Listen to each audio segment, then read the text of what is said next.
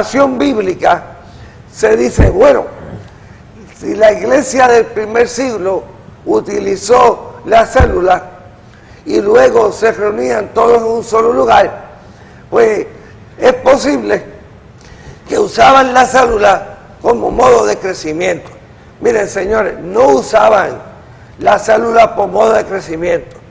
Lo llegaron a usar por una forma muy práctica, muy sencilla. La iglesia del primer siglo, por lo general, no usaba templos. No porque estuviese en contra de ellos, sino porque no existían. Solamente la iglesia de Jerusalén usaba el templo judío. Por lo tanto, al usarlo, pues nos enseña a nosotros que para la iglesia del primer siglo no había problema utilizar un templo, porque ellos lo usaban. Pero si vamos a otras ciudades como Éfeso, Tesalónica, Corinto, pues esos lugares no tenían templo. Como no tenían templo, pues entonces se reunían en las casas. Pero más tarde, después del año 321, cuando la iglesia del primer siglo se une con el Estado romano, entonces Constantino comienza a construirles templos.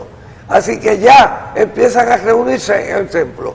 Y como ya había el precedente del templo judío, pues ya no había problema para reunirse en templos, como hoy día los reunimos en templos.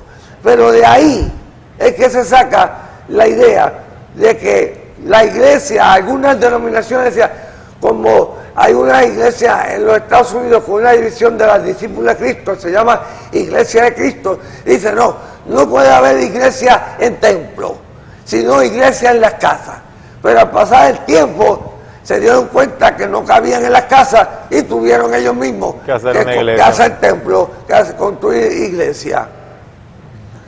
Así que es importante saber que aunque hay un precedente bíblico para las iglesias en las casas, se usó en forma práctica porque simplemente no había sitio donde congregarse.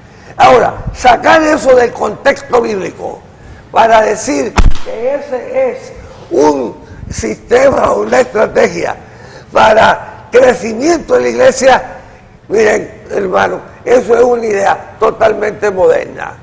Esto es una idea que se trae hoy día de progreso, de prosperidad, de mezclar unas cosas con otras para tratar de demostrar, yo puedo tener la iglesia más grande.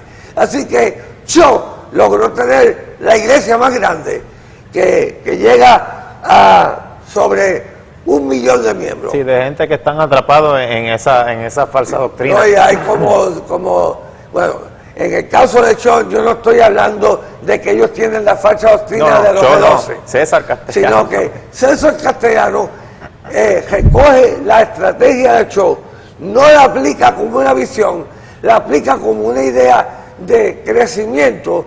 Ve que todavía como que le falta algo para lo que él está buscando, porque tiene como una grandeza.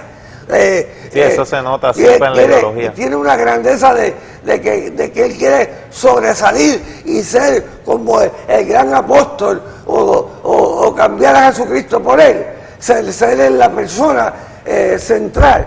Y entonces establece que esto allá en una playa, que recibe una visión y que Dios le habló, que la estrategia perfecta eran los G12.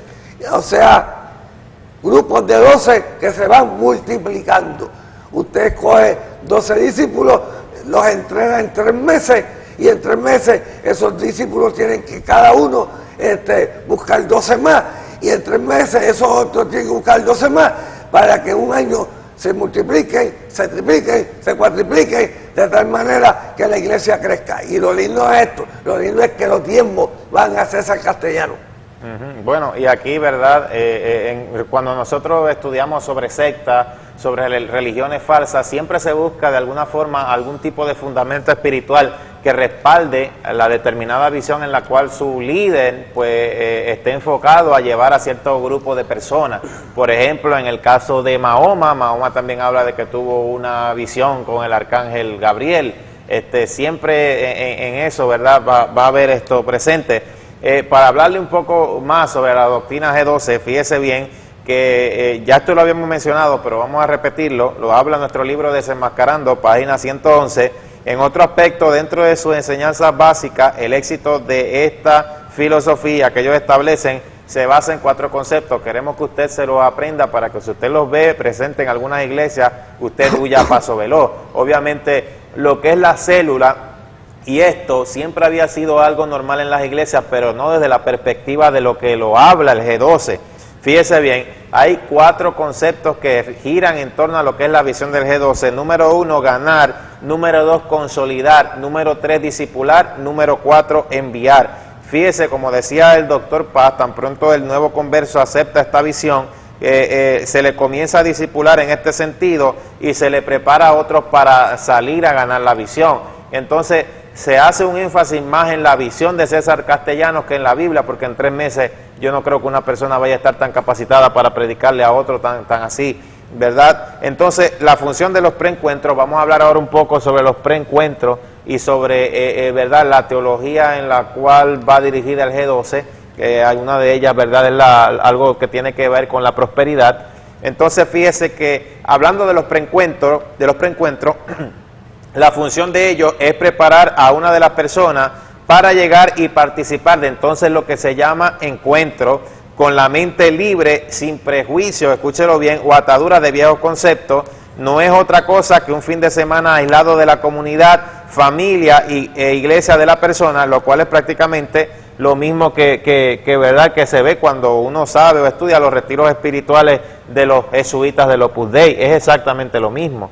Entonces, se pretende además que el nuevo convertido se desarrolle en un tiempo muy corto, que es aproximadamente 3 meses, que fue lo que usted venía explicando. El nuevo convertido no ha leído ni siquiera el Pentateuco, ni siquiera. Entonces, ya sabe todos los conceptos de G12, ya está preparado para ser líder, entonces, directamente de otras 12 personas más a las cuales vaya dirigido para hacer crecer la iglesia. O sea, no hay tanto énfasis en enseñarle a la persona de Cristo, de las enseñanzas bíblicas, sino sencillamente que las iglesias se llenen, con el solo propósito de que, bueno, se les enseñe o instruya en la parte económica o en la parte monetaria para que ellos se lucren y pues entonces todo pueda crecer. Doctor Paz, que usted en verdad nos puede abundar un poco. Tenemos entendido que hay algo que tiene que ver de la teología de la prosperidad, o la teoría de la prosperidad de esa nueva con el G12, y hay otras cositas más por ahí. Sí, pero antes de tocar lo de la teología de la prosperidad, quisiera mencionar que muchos grupos carismáticos que han salido de la Iglesia Católica conservan algunas doctrinas de la Iglesia Católica y la desarrollan de una manera un poquito diferente. Por ejemplo, la palabra encuentro tiene lugar en el catolicismo en algunas partes de América Latina. Sacan, para el tiempo de la Semana Santa, sacan el yeso o el ídolo que le llaman Jesucristo y sacan el ídolo que le llaman María. Lo sacan por lados diferentes de la Iglesia Católica y recorren parte de la ciudad. Y una vez que recorren la ciudad, Jesús y María se encuentran en la plaza pública de esa ciudad. Y a eso le llaman encuentro. El lugar donde Jesús y María se encuentran. Entonces, esto César Castellanos lo trae a un supuesto encuentro con el Señor Jesucristo, mediante el cual usted tiene que confesar en forma positiva todos sus pecados anteriores, inclusive escribirlos y clavarlos en una cruz que ellos tienen en ese encuentro, y que los líderes se van a enterar de su confesión. Ahora, vamos a dejar eso de la confesión un momentito ahí, para decir, por la línea que venía Miguel. Hay 3 doctrinas principales que tienen los G12. Uno es la teología de la prosperidad en su máxima expresión, la confesión positiva de lo que estaba hablando en estos momentos, y la maldición hereditaria, entre otros.